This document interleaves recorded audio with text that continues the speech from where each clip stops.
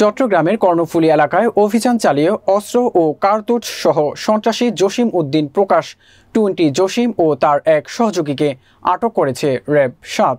চট্টগ্রাম প্রতিনিধি রোমেন চৌধুরীর প্রতিবেদনে থাকছে বিস্তারিত।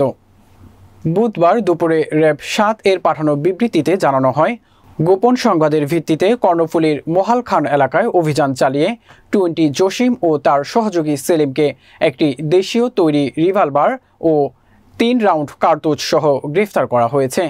জিজ্ঞাসাবাদে আসামিরা জানিয়েছে, দীর্ঘদিন যাবৎ স্থানীয়ভাবে এলাকায় প্রভাব বিস্তার সহ বিভিন্ন মাদক ক্রয় বিক্রয় কাজে এ অবৈধ অস্ত্র ব্যবহার করে আসছিল তারা।